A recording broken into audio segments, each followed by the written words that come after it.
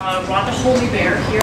So I guess you're here, you're nodding as if you know the name. I didn't realize how much of this story. I do know the name. Rhonda was terrific when she came.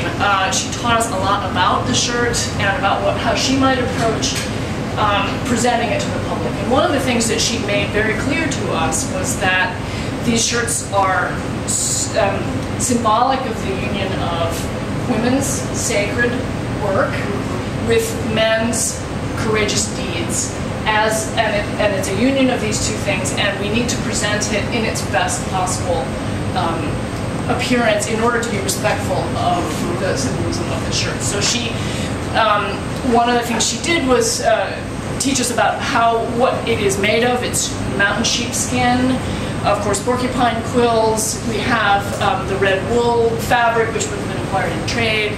Beads also acquired in trade. If you notice, it's actually quite a lot of these are very different, and it indicates that replacements would have been made as the shirt needed to be updated with the latest indication of the warrior's courage. The beading is still in very nice condition. What you notice first is the ermine that has been so badly damaged by clothes, by moths, and potentially other insects. And she brought with her a number of small pelts that she suggested we might consider using as replacement material. These are little ermines, as you can see. These are branched now, and these have been dyed with walnut juice. They were white. They were beautifully white.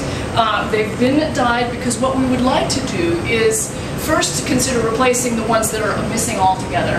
And we would like the color of the fur. We want the fur to be full, but we also want it to look more like the existing fur, which at this point is no longer white, but is a little bit dirty, a little bit aged, and we want our replacements to look, just try to blend. Yeah. We would like this to have a sense of fullness about it, so that when it is mounted on view. I'm sorry? Hold up there. How about the one that's, yeah. These are some of our first attempts to reproducing these. They're leave a little bit to need work. This is a little bit too fat, probably a little bit too full, but we're working on trying to create a sense of fullness here. We feel strongly that we preserve all of the original material on this, and one approach, if we don't like the way it looks just with the replacements in the missing areas, is perhaps to take a bit of the fur, strips like these, and protect the existing remaining fur with a little tube of crepeline, something to keep it nice and safe, and then wrap these around the existing drops, so that the tails, so that we create a sense of fullness, we create a sense that this is a ceremonial piece, but we've preserved everything that is original about it. And we hope to be able to present it to the public in that way. These other elements are actually in relatively good condition. This is human hair here. The beading is in lovely condition because it's strung with sinew, which is quite strong. Rhonda had mentioned the fact that beading that is done with later thread, cotton thread, is less durable. So we're very fortunate to have most of the beading in place. And then what remains is to provide a mount, some way to show it, to give it life. On its current stand here, I think it's quite stiff. It should have a little bit more motion in it, and that's something that we will work out as the time gets closer to putting it out on view. But it was wonderful to have Rhonda here because she really explained the richness of the symbolism for us and made us approach things a little bit differently. So we're very anxious to start working on these. Did you want to explain about the coup marks? Well, some of the symbolism that she did mention were these marks here. She called them coup marks and suggested that they said that they indicated a time when the warrior approached his enemy closely enough to touch him, and which was wonderful. And these, each beaded panel would have been added at a point to celebrate a courageous act that the warrior made while wearing this shirt. These represent bullet wounds that he suffered. Interesting, you can see a little bit of the remains of a yellow dye here as well to sort of suggest the blood that comes out. The beads, the buttons would have been acquired in trade. The quill work is a little bit damaged. I think it would have been a brighter yellow. We've lost the bits of the quill work that were dyed black, because I think something in the dye has caused the corrosion. Well, yes, and which suggests that there were darker elements around the circle, and they're working on anything about that? Potentially. Actually, it's because it reads quite well in the sense that there were dark areas that we may not, but we can replace either using quill work or replace it with materials made to look like quill, just in those areas. But otherwise, it's in very lovely condition.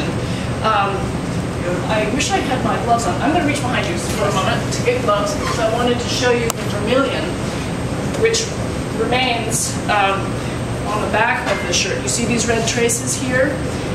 There is also more vermilion on it, and these are remains of the vermilion which would have been applied, I think, to the skin of the person wearing it, and is transferred onto the shirt. Oops, I have to do it with one hand. So it's part of like war paint, or when you put it on over your head. And again, acquired, I think, in trade. Is that correct, Dick? That it would have come from China? I don't know that there are. Well, if it's real vermilion. If it's we have not tested. Yeah, but it could be red ochre. Is that something that you would test to see what it is? Available. I think we could actually do it non-destructively, just by because we would detect the presence of mercury and sulfur using a non-destructive technique. It's called XRF. We would just simply look at the surface of it, and that would be sufficient proof that we are dealing with vermilion. So, do you have any questions about it? Oh, I should also mention the chicken feathers, which adorn the ends. You can just see them at the ends here. They're quite badly damaged. These are chicken hackles, dyed red. This is some of the sample material that Rhonda brought with her. She happens to live in Las Vegas. And this is, in fact, I'm shedding everywhere, but this is from a showgirl's costume, but it is the proper material, and we actually would like it to look a little bit darker, a little bit older looking, and having trouble making it dirty enough to. It doesn't want to fade. It doesn't want whatever dye is being used. It doesn't want to look old. But the idea would be to present a cohesive piece that doesn't look new, but that celebrates the sort of full richness of the symbolism on the piece. So very excited with Dick's new galleries, and we'll be working on having this ready for those galleries. Emily, I mean, human hair comes from tribe members who are giving it to warriors. It's a symbol of life. It's a reminder to the person wearing it. These are the people that you represent in battle. And it was given willing. And That's